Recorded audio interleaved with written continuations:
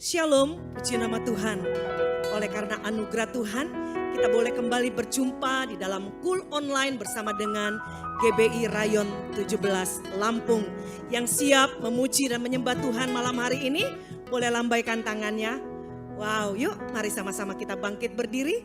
Kita mau tinggikan Tuhan, sebab Dia baik untuk selama-lamanya, sampai selama-lamanya.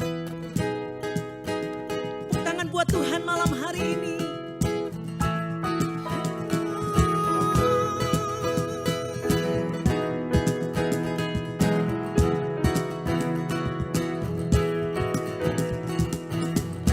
Dengan hati bersyukur masuki hadirat-Mu, membawa pujian bagi-Mu Yesus.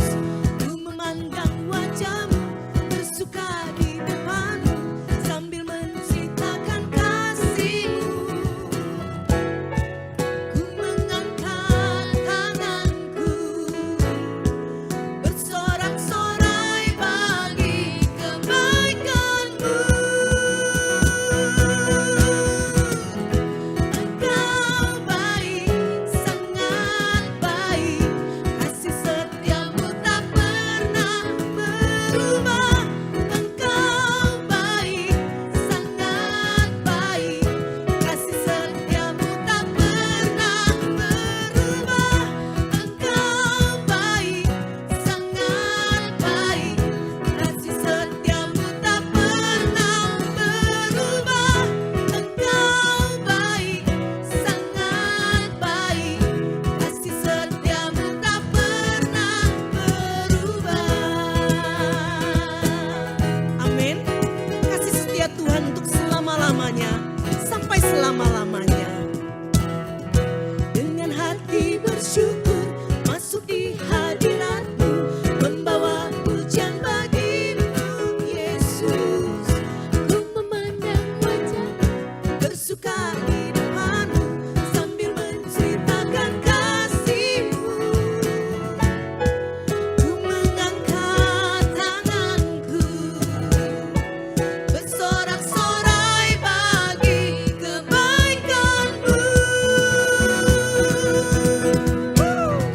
Engkau baik, sangat baik, kasih setia-Mu tak pernah berubah. Engkau baik, sangat baik, kasih setia-Mu tak pernah berubah. Engkau baik, sangat baik, kasih setia-Mu tak pernah berubah. Engkau baik, sangat baik, kasih setia-Mu tak pernah berubah. Engkau baik untuk selama-lamanya Tuhan. Sama-sama katakan, Engkau baik, sangat baik, kasih setia-Mu tak pernah berubah.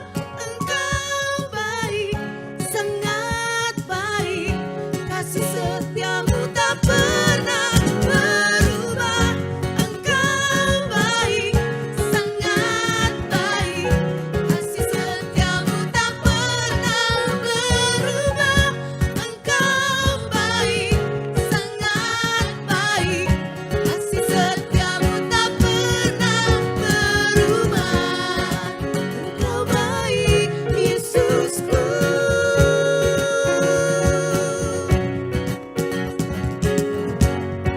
Engkau baik, Yesusku.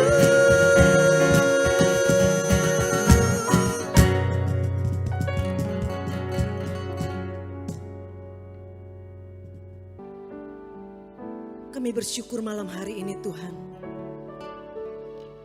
Di tengah-tengah kondisi dunia yang semakin tidak menentu.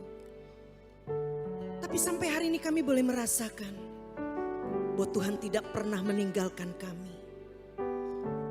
Bahwa kasih Tuhan itu terus ada buat kami.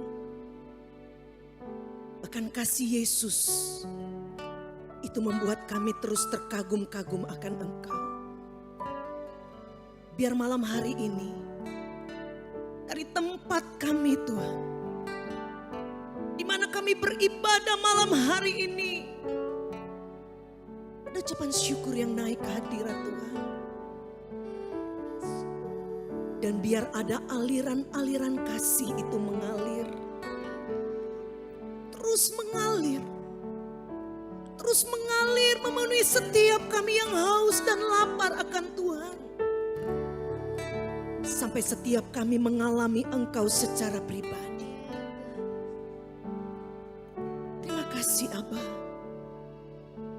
Terus kasih-Mu ada buat kami. Terima kasih Yesus. Tuhan, kasih-Mu sungguhlah mempesona diriku.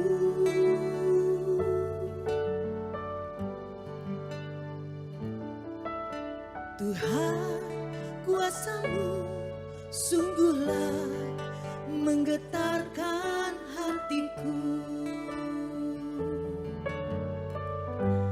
Kasih-Mu ya Tuhan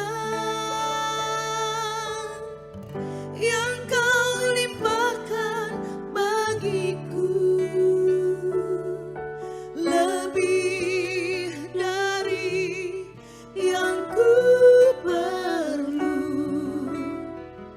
Kau sediakan bagiku. Ku sembah Kau Tuhan sepanjang umur hidupku. Sepanjang umur hidupku. Mari bersama-sama umat Tuhan naikkan pujian ini. Senangkan hati Tuhan malam ini. Tuhan, kasih-Mu sungguhlah mempesona diriku.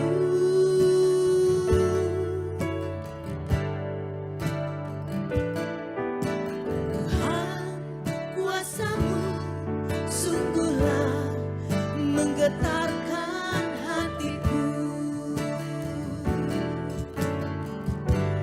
Kasih-Mu ya Tuhan yang Kau limpahkan bagiku.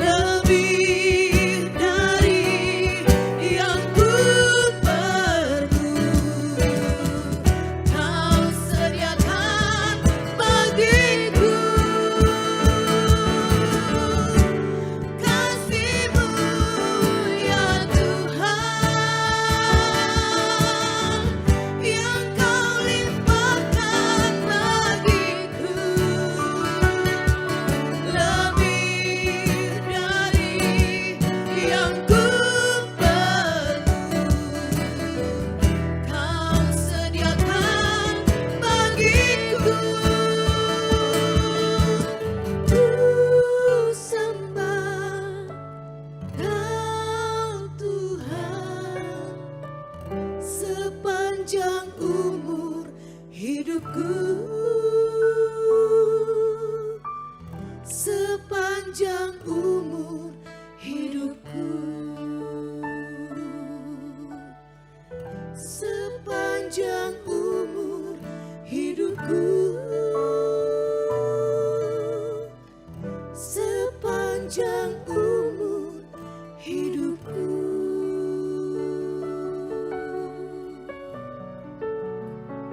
Sepanjang umur hidup kami mau terus menyembah kepada Engkau. Sepanjang umur hidup kami. Terima kasih Abba. Terima kasih Roh Kudus. Sungguh kasih-Mu. Kami bersyukur Engkau hadir malam hari ini.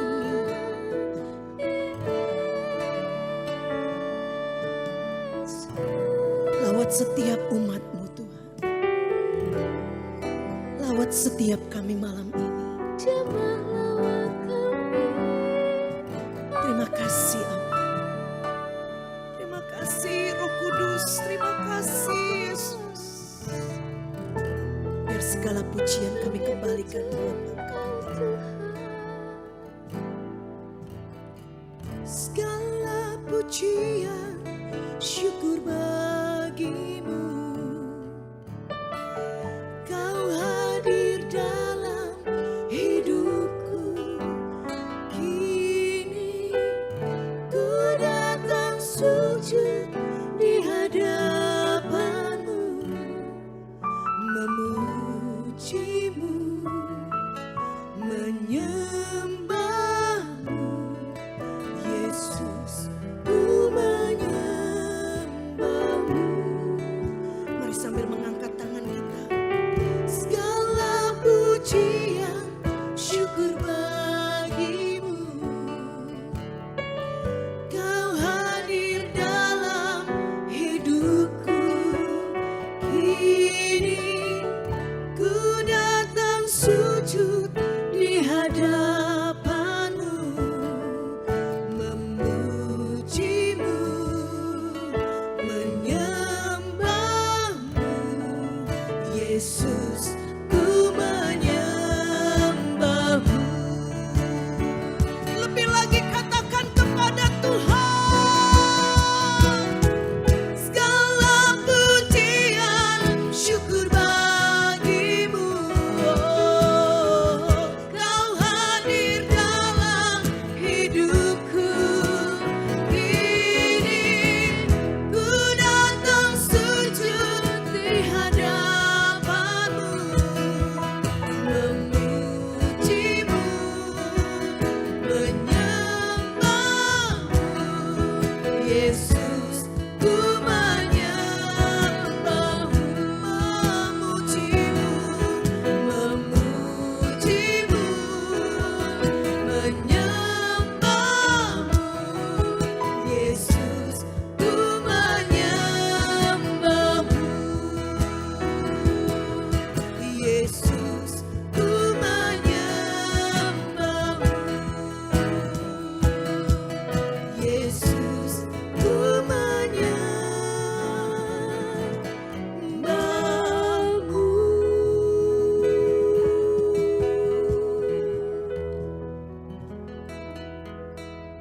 Amin.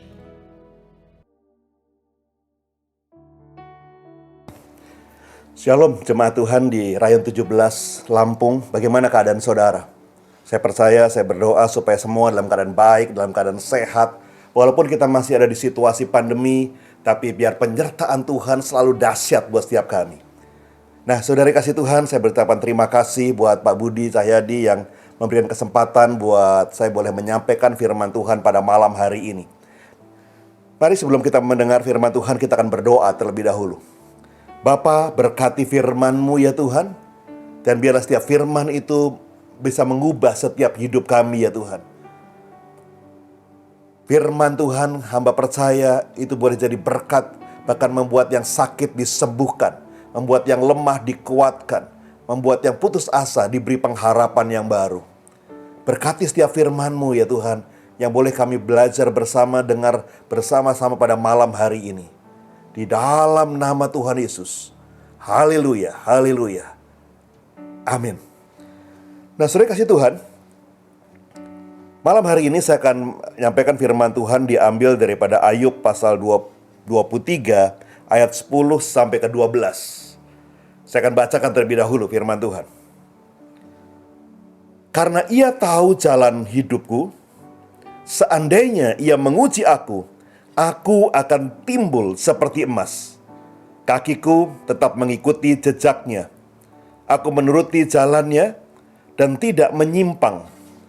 Perintah dari bibirnya tidak kulanggar.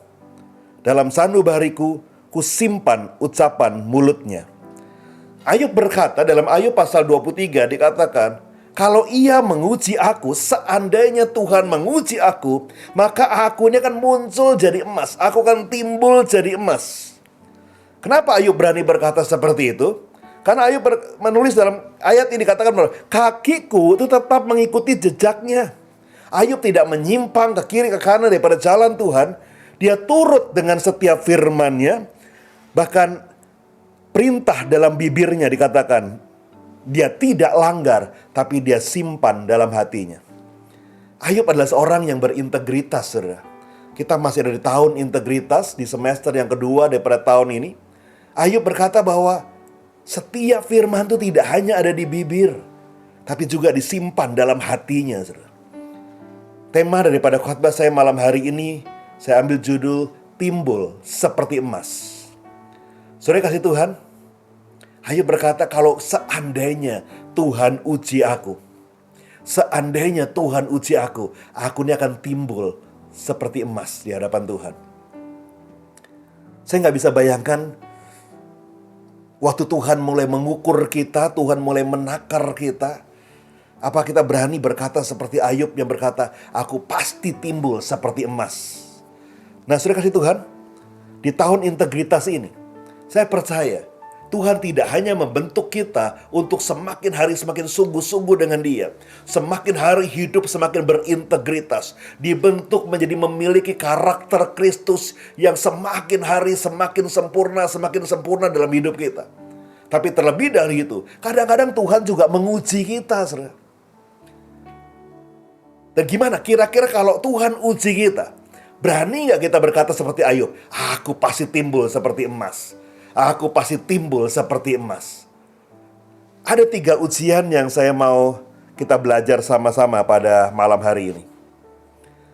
Yang pertama, saudara. Ujian yang pertama, saya sebut di sini sebagai ujian diremukkan sama Tuhan.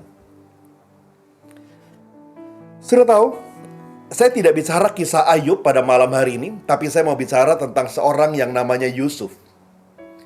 Yusuf anak Yakub, seorang yang diberi banyak mimpi oleh Tuhan. Yusuf bermimpi bagaimana di ladang gandum, lalu berkas-berkas gandum kakak-kakaknya, orang tuanya mulai menyembah kepada berkas-berkas gandumnya dia. Banyak mimpi yang Tuhan berikan kepada Yusuf. Dan Alkitab mencatat, Yusuf adalah seorang anak yang sangat dikasihi oleh bapaknya, saudara. Yusuf dikasihi oleh bapaknya lebih daripada saudara-saudaranya yang lain, saudara. Dan ini menimbulkan iri hati di dalam hati daripada saudara-saudaranya. Bahkan kakak-kakaknya malas mau ngomong sama Yusuf, saudara. Bahkan mereka menghindar, gak mau bicara sama Yusuf.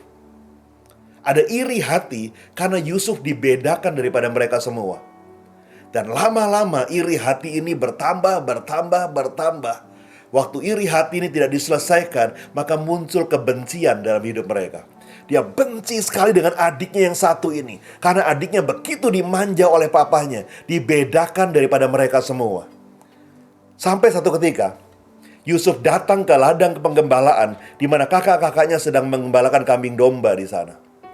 Dengan jubah yang baru, jubah yang bagus, Yusuf mulai sedikit pamer bahwa dia dapat baju baru dari orang tuanya. Saudara. Wah, kakaknya yang sudah benci sama Yusuf, saudara, semakin benci, bahkan mereka berkata, ayo kita bunuh saja adik ini. Aku gak suka lagi, ayo bunuh aja dia. Tapi salah seorang daripada mereka berkata, udah jangan. Gimana pun juga dia adik kita masukkan aja dalam sumur. Maka singkat cerita, mereka merobek jubah Yusuf, saudara. Dan Yusuf dimasukkan ke dalam sumur. Saudara, seorang yang bermimpi melihat mimpi-mimpi yang luar biasa. Dan hari itu berakhir ke dalam sumur, saudara. Ujian yang pertama yang dihadapi Yusuf adalah ujian diremukkan. Saudara, ujian di mana dia diremukkan habis oleh Tuhan. Tuhan tuh mau pakai Yusuf. Tuhan punya rencana besar buat Yusuf. Tapi Tuhan mau remukkan dulu Yusuf. Tuhan mau bentuk kembali Yusuf supaya dia siap untuk sungguh-sungguh dipakai Tuhan. Bahkan seperti apa yang Ayub katakan, pada akhirnya Tuhan mau Yusuf ini keluar, timbul seperti emas di hadapan Tuhan. Ujian yang pertama disebut ujian diremukkan, saudara. Dihabisi. Apa yang dialami Yusuf itu luar biasa, saudara. Pada waktu itu Yusuf masih muda, umurnya masih belasan tahun. Diperkirakan usianya sekitar 16-17 tahun, saudara. Dan dia mulai mengalami peremukan yang luar biasa, saudara. Dia dimasukkan ke dalam sumur. Tidak cukup seperti itu saja. Bahkan pada ayat yang keempat dari Kejadian 37 dikatakan, setelah dilihat oleh saudara-saudaranya bahwa ayahnya lebih mengasihi Yusuf daripada saudara-saudaranya, maka bencilah mereka itu kepadanya dan tidak mau menyapanya dengan ramah. Pada ayat yang 23 dan 24 dikatakan, baru saja Yusuf sampai kepada saudara-saudaranya, mereka pun menanggalkan jubah Yusuf, jubah maha indah yang dipakainya itu, dan mereka membawa ia dan melemparkan dia ke dalam sumur. Sumur itu kering, tidak berair. Dimasukkan ke dalam sumur, saudara. Saya percaya ini peristiwa yang tidak menyenangkan buat Yusuf, saudara. Diremukkan, dihabisi, saudara, oleh saudara-saudaranya sendiri. Saudara, mungkin kita pernah mengalami masa-masa seperti ini, saudara. Sepertinya ditinggalkan, seperti kita sedang dilupakan oleh semua orang, bahkan orang-orang yang dekat sama kita. Yusuf dimasukkan ke dalam sumur bukan oleh orang lain, tapi oleh kakak-kakaknya sendiri. Mungkin Yusuf berkata, kenapa hidupku seperti ini? Kenapa aku harus mengalami seperti ini? Mengapa aku harus mengalami kesendirian seperti ini? Yusuf dimasukkan dalam sumur dan dia tidak tahu apa yang akan terjadi di sumur itu, saudara. Memang Alkitab catat bahwa sumur itu kering. Tapi Yusuf nggak tahu lagi apa yang akan terjadi di dalam sumur itu dalam hidupnya dia. Di masa-masa pandemi ini, saudara, kita melihat banyak orang yang dalam tekanan, saudara. Banyak orang mengalami depresi. Banyak orang mengalami stres. Survei yang diadakan di beberapa negara mengatakan tingkat stres, tingkat depresi itu meningkat luar biasa. Sehingga banyak orang bunuh diri, mati bukan karena COVID, tapi mati karena depresi, mati karena mengalami stres. Saya nggak tahu keadaan saudara. Mungkin ada saudara yang sedang mengalami hal-hal seperti apa yang dialami oleh Yusuf. Yusuf sedang diremukkan sama Tuhan. Seperti bejana yang mau dibentuk sama Tuhan, terlebih dahulu dihancurkan sama Tuhan, diremukkan sama Tuhan untuk dibentuk kembali seperti apa yang Tuhan mau. Hal yang pertama, ujian apa yang dialami oleh Yusuf adalah ujian peremukan, ujian diremukkan, saudara. Gak enak, saudara. Gak enak. Sakit mungkin, saudara. Tapi itu yang harus dialami oleh Yusuf, saudara. Karena Tuhan punya rencana yang besar buat Yusuf. Saya mendapatkan sebuah apa ya namanya ya, saudara ya? Satu quote yang diberikan oleh salah seorang pengerja beberapa waktu yang lalu. Dan saya tertarik dengan quote ini. Saya bilang, wow, saya belum pernah dengar quote ini, saudara. Dan menarik, saudara. Dikatakan begini. When God push you to the edge, trust Him fully. Because only two things can happen. Either He will catch you when you fall in, or He will teach you how to fly. Kalau Tuhan pepet engkau, kalau Tuhan pepet engkau pada satu pojok, satu sudut, satu titik di mana depan saudara hanya ada jurang, percayakan seluruh hidupmu pada Dia. Karena hanya dua hal yang mungkin terjadi. Yang pertama dikatakan begini. He will catch you when you fall. Dia akan tangkap engkau waktu engkau jatuh. Atau Yang kedua, He will teach you how to fly. Dia akan ajar engkau untuk terbang seperti Raja Walinya Tuhan. Mungkin ada saudara yang sedang dipepet dengan masalah hari-hari ini. Dipepet dengan problem, dipepet dengan penyakit, dengan masalah rumah tangga, masalah keluarga. Tuhan sedang bawa engkau mempercayai Dia lebih daripada hari-hari yang lalu. Lebih daripada hari-hari yang lalu. Waktu saya terima ayat quote ini, saudara, tiba-tiba beberapa waktu kemudian saya dengar ada salah satu daripada rekan teman, saudara, teman dekat kami, teman dekat keluarga kami, dia sedang kena satu musibah, saudara. Wah, dia takut luar biasa. Dia kirim berita kepada kita, wah ini saya belum cerita sama siapa-siapa. Ini saya baru cerita sama bapak ibu aja. Ini saya ngalamin begini, tolong doakan kami. Tolong doakan kami. Saudara, saya nggak tahu kenapa tiba-tiba Tuhan ingatkan kembali quote ini, saudara. Saya kirim quote ini kepada dia.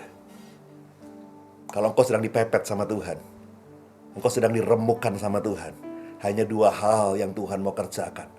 Pertama, Tuhan pasti tolong engkau tepat pada waktunya. Tuhan pasti tolong engkau tepat pada waktunya. Atau yang kedua, Tuhan sedang mengajar engkau terbang seperti Raja Walinya Tuhan. Makin tinggi bersama dengan Tuhan. Saudara, ujian yang pertama dialami oleh Yusuf adalah ujian peremukan. Yang kedua, ujian yang kedua yang dialami oleh Yusuf, saudara, adalah ujian dimurnikan sama Tuhan. Kalau kita mau jadi emas, maka emas yang berharga itu adalah emas yang murni, saudara. Emas yang bercampur itu nggak ada nilainya, saudara. Tapi emas yang murni itu nilainya mahal, saudara. Dan Yusuf ngalami ini, saudara, dimurnikan sama Tuhan. Waktu dia ngalami proses pemurnian demi pemurnian demi pemurnian. Dimulai dari sumur, lalu dia dijual sebagai budak kepada pedagang-pedagang Ismail, saudara. Lalu kemudian dia dijual di pasar budak. Itu satu proses yang luar biasa. Seorang Yusuf yang biasa pamer baju baru, biasa dimanja oleh orang tuanya, sekarang jadi budak yang dijual di pasar budak, saudara. Bersama unta di sana, ada kuda di sana, ada kambing di sana, ada Yusuf juga di sana, saudara. Zaman sekarang mungkin kita susah-susah ya membayangin mengenai pasar budak ya, saudara.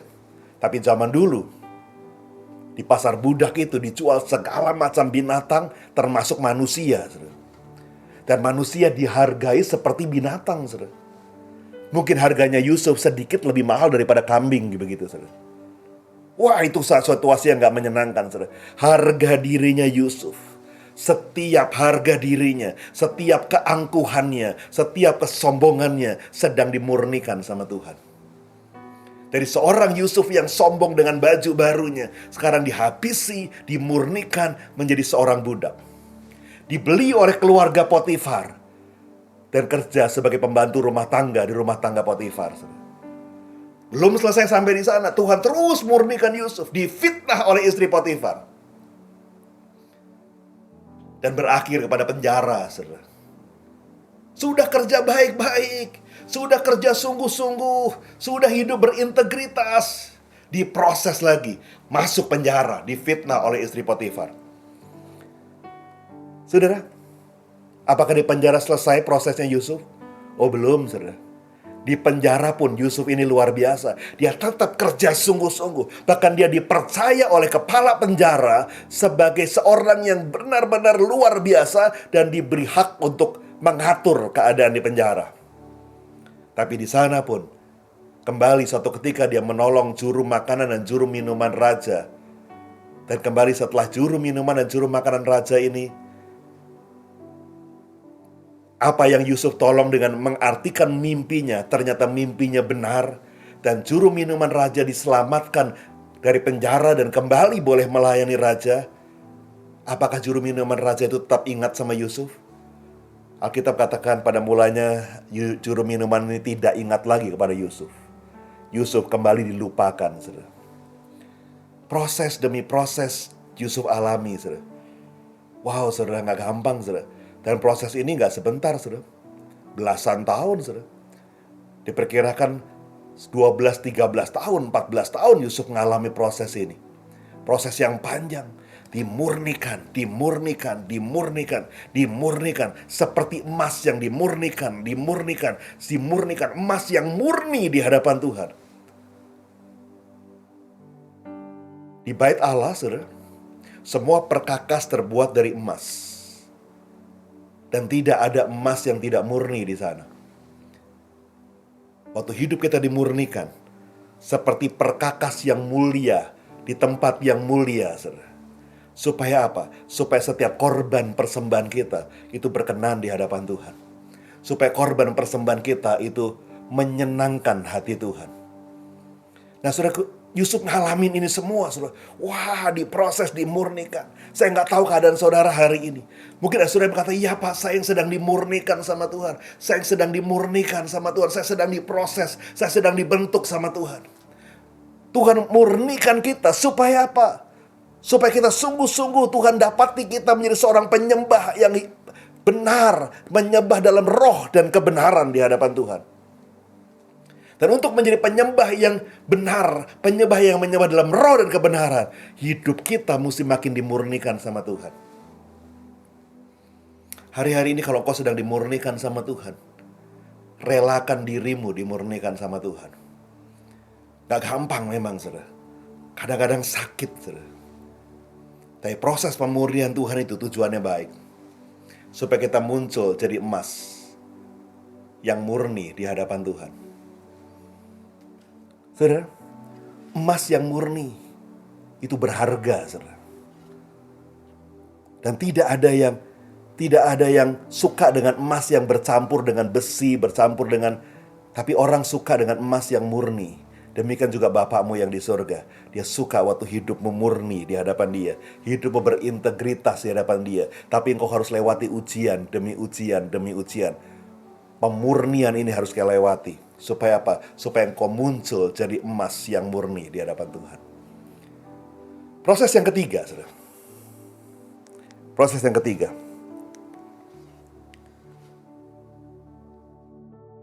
Saya sebut proses yang ketiga ini adalah ditinggikan atau dimuliakan, saudara. Di penjara, Yusuf dilupakan oleh juru minuman raja. Sampai suatu ketika, raja itu bermimpi, saudara. Dan tidak ada seorang pun yang sanggup mengartikan mimpi raja. Dan raja mulai gelisah dengan mimpinya ini. Lalu tiba-tiba di saat yang kritis ini, juru minuman raja berkata, "Tuanku raja, saya ingat di penjara ada seorang yang luar biasa. Dan orang itu pernah mengartikan mimpi saya. Dan mimpinya itu benar. Jawabannya itu benar." Raja bilang, panggil orang itu, cepat panggil orang itu. Wah, saudara, semua sibuk cari Yusuf di penjara. Dan tiba-tiba Yusuf dipanggil. Wah, didandani, disuruh mandi, diberi jubah yang baru. Karena hari itu juga Yusuf harus menghadap kepada raja. Dan waktu Yusuf menghadap kepada raja, raja mulai bercerita tentang mimpinya. Dan Yusuf mulai mendengarkan. Dan Yusuf berkata, "Aku tidak bisa mengartikan mimpi, tapi aku punya Allah yang luar biasa, yang sanggup mengartikan setiap mimpi."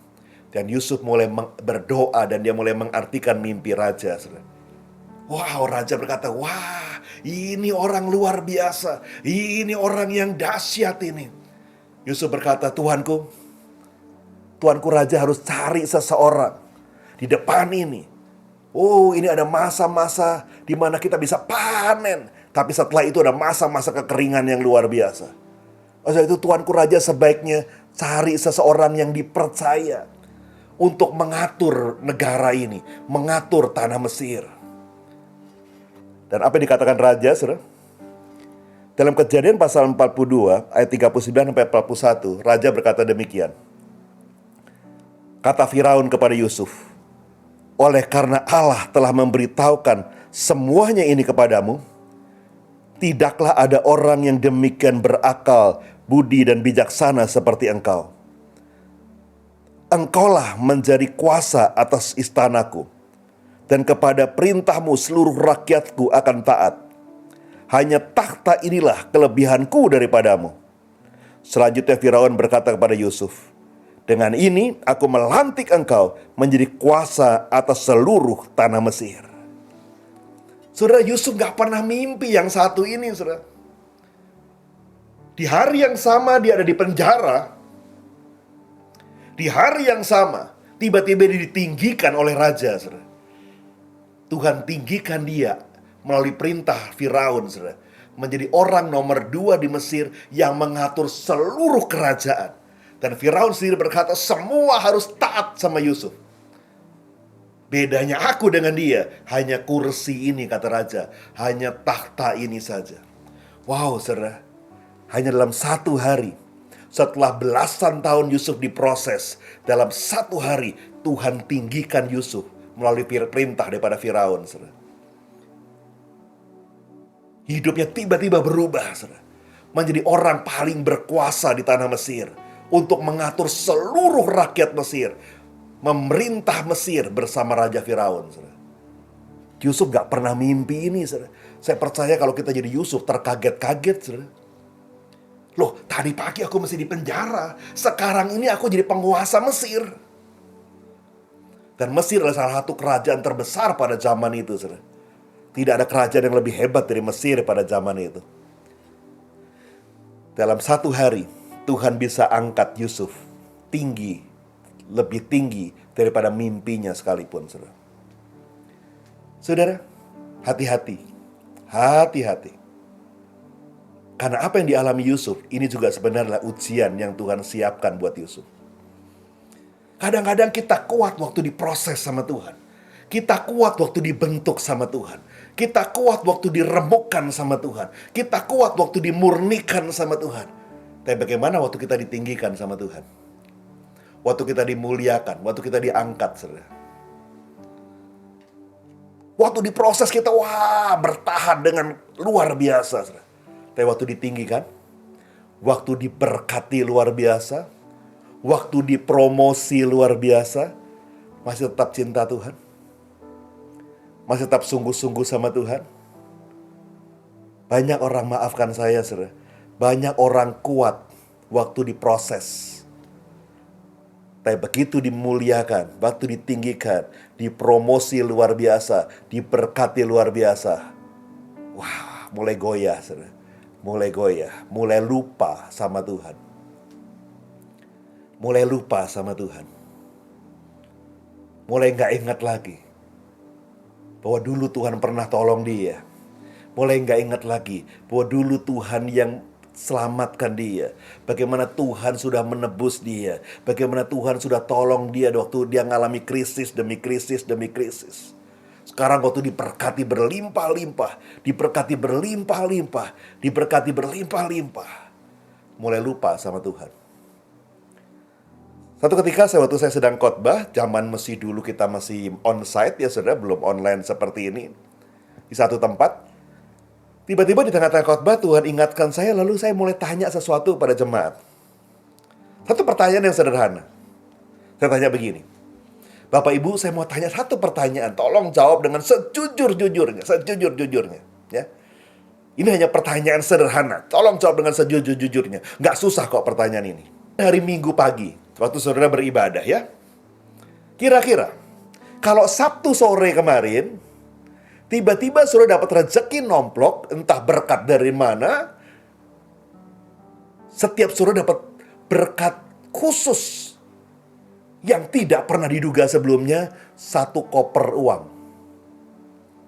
Katakanlah senilai 10 miliar dalam 1 koper. Pertanyaan saya sederhana Bapak Ibu. Pagi ini kebaktian nggak? Kalau kemarin dapat sekoper uang senilai 10 miliar cash, pagi ini kebaktian nggak? Tolong jujur.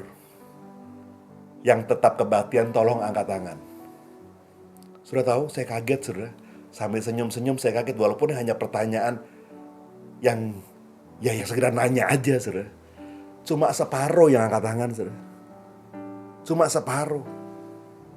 Sambil yang separuh angkat tangan ini sambil lihat teman-temannya. Dia nunjuk, "Nggak angkat tangan. Nggak angkat tangan." Temennya bilang, "Kan jujur."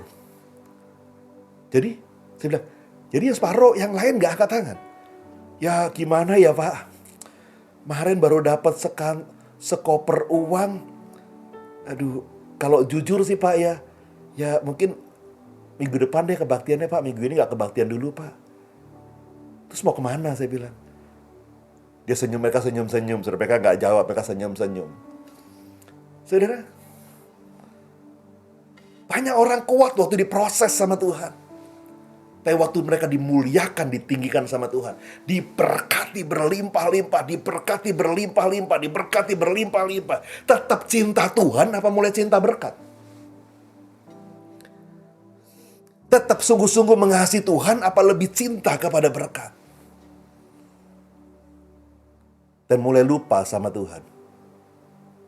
Hati-hati, saudara. Seringkali ini juga jadi ujian buat kita. Saya tuh sangat-sangat senang sekali sudah melihat orang-orang yang diberkati Tuhan. Tapi hatinya buat Tuhan tuh tetap cinta luar biasa. Tetap sungguh-sungguh sama Tuhan. Dia nggak peduli, bukan nggak mau terima berkatnya. Tapi dia tidak terlalu pusing dengan perkara itu. Tapi dia tetap cinta Tuhan. Tetap cinta Tuhan. Tapi paling sedih kalau ketemu orang-orangnya baru diberkati sedikit, saudara. Belum diberkati banyak sih, baru diberkati sedikit. Sudah lupa, saudara. Waktu sakit, waduh doanya sama Tuhan. Tolong Tuhan, tolong Tuhan. Waduh kalau perlu ke gereja, rajin ke gereja. Mau onsite kayak mau online, tetap ke gereja, saudara. Tapi waktu sudah disembuhkan sama Tuhan, sudah dipulihkan sama Tuhan, sudah diberkati sama Tuhan. Pertanyaannya, masih ingat Tuhan gak? Sudah ingat di Alkitab ada kisah mengenai 10 orang kusta yang datang sama Tuhan Yesus minta disembuhkan. Lalu Tuhan Yesus mulai berdoa, mulai berkata pada mereka, "Tunjukkan dirimu kepada imam." Dan waktu ke-10 orang kusta ini berjalan menuju ke tempat imam, di perjalanan tiba-tiba mereka sembuh, saudara. Kusta adalah penyakit yang bukan mematikan, tapi pada waktu itu sudah dianggap orang itu mati, saudara. Karena orang itu yang sakit kusta tidak boleh lagi bergaul dengan orang lain, saudara. Dia harus dikucilkan di luar kota. Tidak boleh ketemu dengan masyarakat umum, keluarganya sendiri pun tidak boleh bertemu, saudara. Sudah dianggap mati walaupun mereka belum mati, saudara. Dan tiba-tiba mereka melihat mereka sembuh semua, saudara. Kustanya sembuh semua. Lalu satu di antara ke-10 orang itu berkata, kita balik lagi yuk sama guru yuk. Kita balik lagi sama Tuhan Yesus yuk. Kita bilang terima kasih. Tapi yang lain berkata, enggak usah. Dia kan suruh kita ketemu sama imam, enggak usah. Saya mau langsung ketemu imam saja. Wah, mereka senang 10-10-nya sembuh semua, saudara. Tapi yang satu berkata, kalau gitu ya udah nggak apa-apa. Nanti saya nyusul ya, saya kembali dulu sama Yesus. Dan yang satu ini kembali pada Yesus dan berkata, "Guru, terima kasih, saya sudah sembuh." Tapi apa yang dikatakan Tuhan Yesus, saudara? Loh, sendirian ya? Yang 9 lagi mana? Bukankah 10-10-nya sembuh? Kok yang datang cuma 1? Saudara, apa sih yang Tuhan Yesus ingin katakan? Wow, dahsyat engkau. Engkau tetap ingat sama aku. Tapi yang 9, kemana mereka? Setelah diberkati, setelah disembuhkan, lupa sama Tuhan. Saudara kasih Tuhan, bagaimana dengan Yusuf setelah dia mengalami peremukan, setelah dia mengalami pemurnian, setelah dia ditinggikan? Apakah Yusuf timbul sebagai emas? Akhirnya pada peristiwa itu dikatakan bahwa waktu akhirnya Yusuf bisa ketemu dengan saudara-saudaranya, dengan kakak-kakaknya. Karena kakak-kakaknya sudah mengalami kelaparan dan mereka datang ke Mesir untuk minta makanan. Apakah Yusuf balas dendam kepada kakak-kakaknya? Apa Yusuf berkata, "Nih dia nih yang buang gua ke sumur nih, yang jual gua jadi budak nih. Sekarang lu nyembah gua ya. Sekarang lu datang ke Mesir ya, lu lapar ya." Apakah seperti itu, saudara? Alkitab tidak mencatat seperti itu. Dan Alkitab berkata, Yusuf menghampiri kakak-kakaknya, memberi mereka makan, memeluk mereka, bahkan meminta izin kepada Firaun untuk seluruh keluarganya, ayahnya, dan seluruh keluarganya boleh datang ke Mesir, menumpang selama masa kelaparan. Saudara, Yusuf mengalami proses demi proses demi proses. Tapi pada akhirnya Alkitab mencatat Yusuf timbul jadi emas di hadapan Tuhan. Timbul jadi emas di hadapan Tuhan. Saya berdoa, proses apapun yang sedang saudara alami hari-hari ini, proses apapun yang sedang saudara gumuli hari-hari ini, proses apapun yang sedang Tuhan uji dalam hidupmu, engkau sedang dimurnikan, sedang dimurnikan, supaya satu ketika Tuhan mendapati saudara dan saya timbul seperti emas yang murni di hadapan Tuhan. Yang mau katakan, amin. Yuk kita berdoa. Bapa, hamba berdoa buat anak-anak-Mu ya Tuhan. Hamba tidak tahu apa yang sedang mereka hadapi hari-hari ini. Mungkin mereka sedang dalam proses, mungkin mereka sedang dalam pergumulan, mungkin Kau sedang murnikan mereka, bahkan mungkin Kau sedang remukkan mereka. Tapi juga mungkin ada yang sedang dipromosi oleh Tuhan. Biarlah ujian demi ujian tetap membuat mereka berintegritas di hadapan Tuhan. Ujian demi ujian yang mereka hadapi membuat mereka tetap kuat, tetap on fire dengan Tuhan. Sehingga waktu terus Engkau selesai dengan menguji mereka, maka Kau dapati setiap kami semua timbul seperti emas di hadapan-Mu ya Tuhan. Timbul seperti emas, tidak ada yang goyah. Tetap makin cinta sama Tuhan Yesus, tetap makin sungguh-sungguh sama Tuhan Yesus. Terima kasih Tuhan Yesus, terima kasih. Kalau ada yang sakit, Tuhan sembuhkan mereka. Kalau ada yang lemah, Tuhan kuatkan anak-anak-Mu ya Tuhan. Kalau ada yang sempat mengalami masalah rumah tangga, Tuhan berikan jalan keluar. Keuangan, kesehatan, tidak ada yang mustahil buat Tuhan. Engkau sedang memulihkan anak-anak-Mu ya Tuhan. Engkau sedang menyembuhkan mereka dalam segala aspek kehidupan mereka. Terima kasih Tuhan Yesus. Dalam nama Tuhan Yesus. Haleluya, haleluya. Amin. Tuhan Yesus memberkati saudara semua.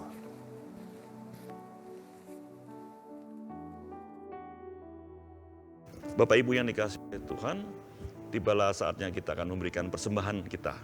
Mari kita berikan yang terbaik untuk kemuliaan nama Tuhan. Dan persembahan bisa diberikan melalui 3 cara.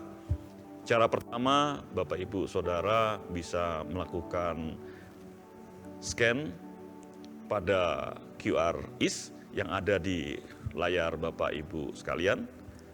Cara kedua, Bapak Ibu bisa transfer rekening pada nomor-nomor rekening yang juga ada pada layar Bapak Ibu sekalian. Dan cara ketiga, Bapak Ibu bisa memasukkan persembahan Bapak Ibu ke dalam amplop persembahan. Dan kemudian pada saat Bapak Ibu lewat di Gereja Betel Indonesia Malahayati, Bapak Ibu bisa mampir sebentar, kemudian Bapak Ibu bisa masuk ke ruang pembicara, di sana sudah tersedia kotak persembahan, Bapak Ibu bisa masukkan persembahan Bapak Ibu ke dalam kotak tersebut. Dan mari kita siapkan persembahan kita, yang mau melakukan transfer boleh pegang handphonenya, yang mau masukkan persembahan ke dalam amplop bisa memegang amplopnya. Saya akan berdoa untuk kita semua. Kita bangkit berdiri dan kita berdoa.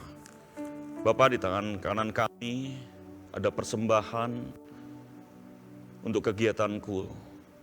Kami percaya apa yang kami berikan itu sungguh menyenangkan Engkau Bapa di sorga. Engkau nggak melihat jumlahnya, tapi Engkau lihat kerelaan hati kami untuk memberikan yang terbaik untuk memuliakan nama-Mu.